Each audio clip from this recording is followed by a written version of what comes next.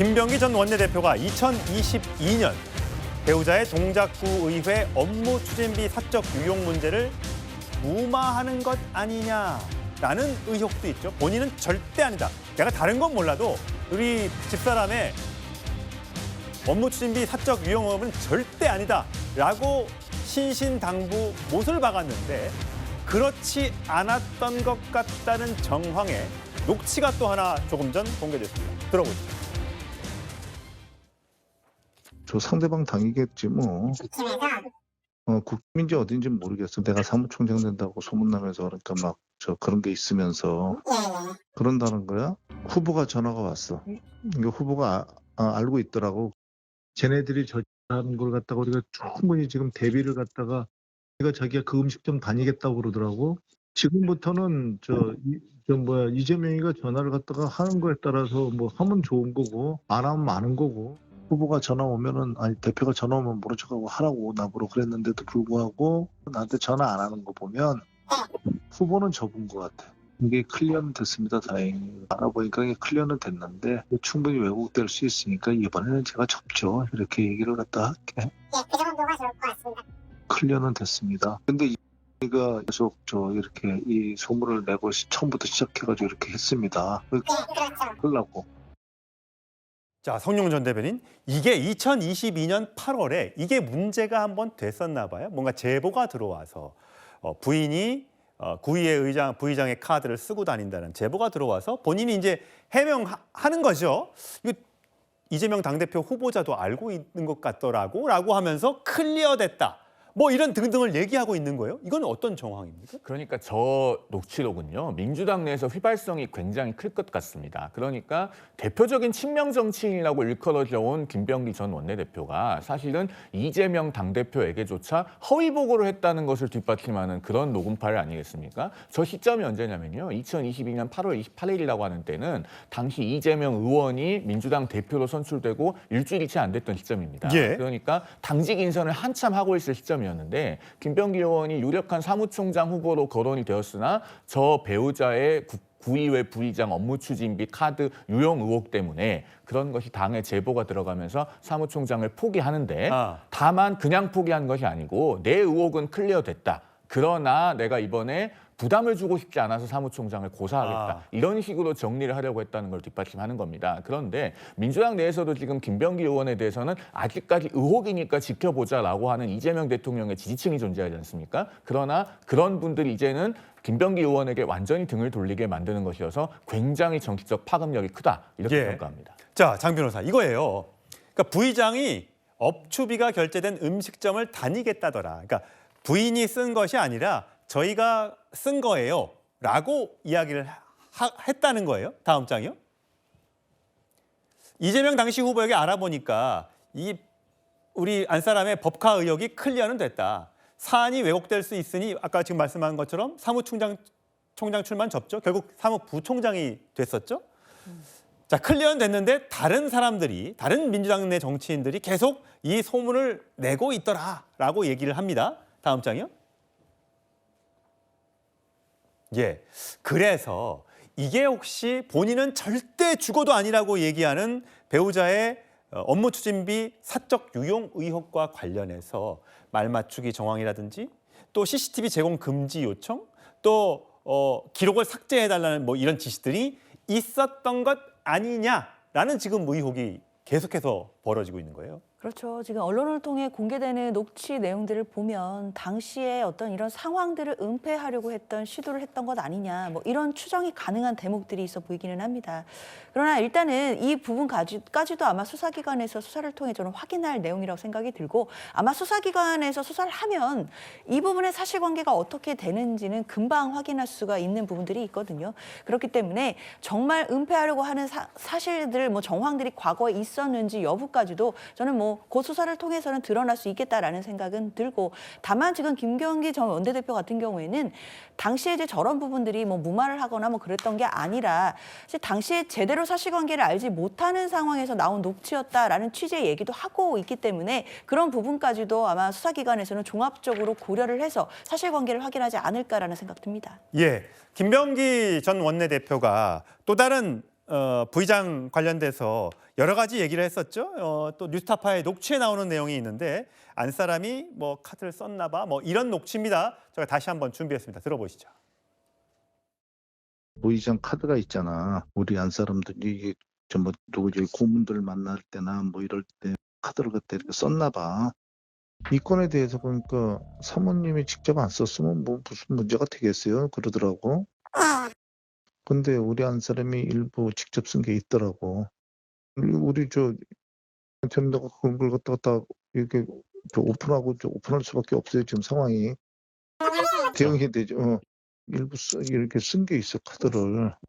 어제 의원총회에서도 아내 되시는 분의 이제 법인카드 의혹, 이것은 전혀 사실이 아니다. 그럼 녹취는 뭐냐? 자신도 이 문제가 처음 제기됐을 때 자기 아내가 부인이 그것을 그렇게 사용한 줄 알고 그럴 수밖에 없잖아요. 진짜. 그런데 알고 보니 그것이 아닌 것이 분명하다. 나머지도 이제 하나씩 해명해 나가겠다 이런.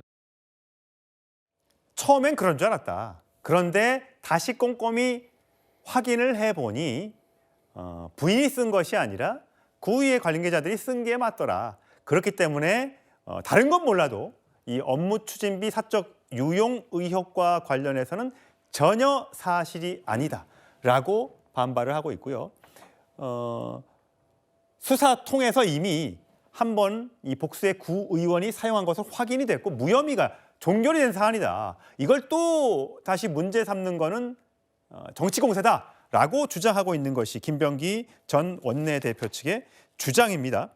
자, 그런데 이런 많은 의혹에도 불구하고요.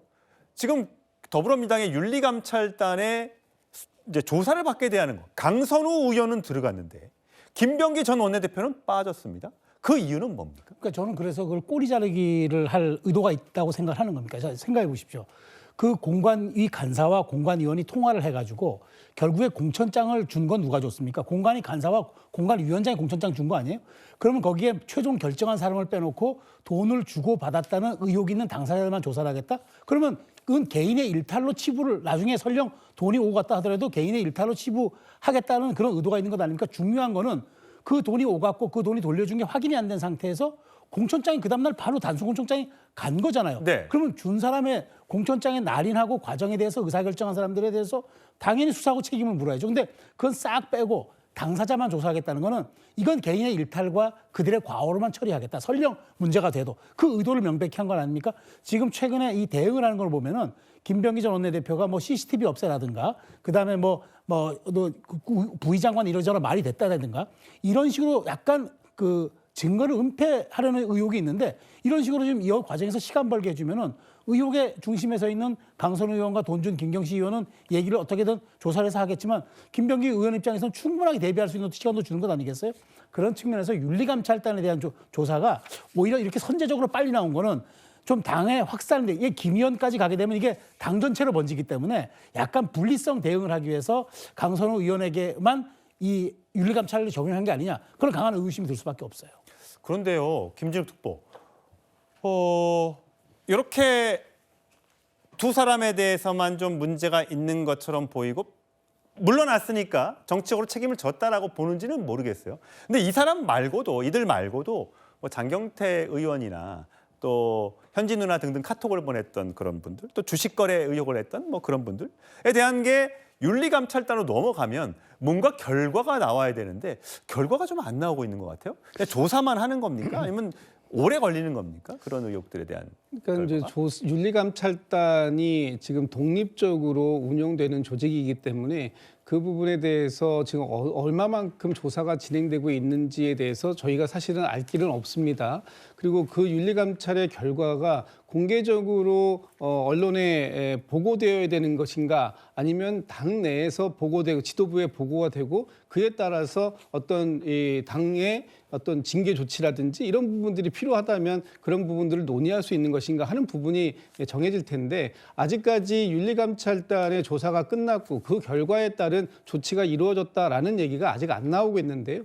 지금 이것과 별개로 지금 좀 전에 말씀 주셨던 뭐 장경태 의원이나 또는 뭐 이춘석 전 의원이나 뭐 이런 분들의 관련된 부분들은 이미 수사기관을 통해서 지금 수사가 진행되고 있습니다. 그렇기 때문에 당에서 저희 자체적으로 어떤 조사 결과를 확인하는 것과 또 그것이 수사기관을 통해서 공식적으로 확인되는 것은 또 다른 측면의 문제가 있을 수 있기 때문에 당에서 지금 어떠한 노력도 안 하고 있다 이렇게 뭐 판단하시는 건 좀 그 과도한 평가이신 것 같고요. 어쨌든 당에서 윤리감찰단이 독립적으로 이 지금 문제가 제기되고 있는 분들에 대해서는 상황들을 정확하게 진상을 규명하기 위한 노력은 이루어지고 있을 것이다 이렇게 보고 있습니다. 김병기 전 원내대표 아무래도 어제 사퇴한 이후에 말을 아끼고 있고요. 국민의힘에서는 총공세에 나선 모습입니다. 들어보시죠. 깜짝이야.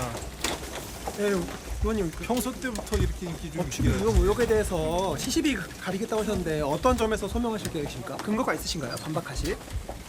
네? 뭐 어떤 계획이 있으신가요? 사퇴 결심한 건 어제 보고가 좀 결정적 계기였을지.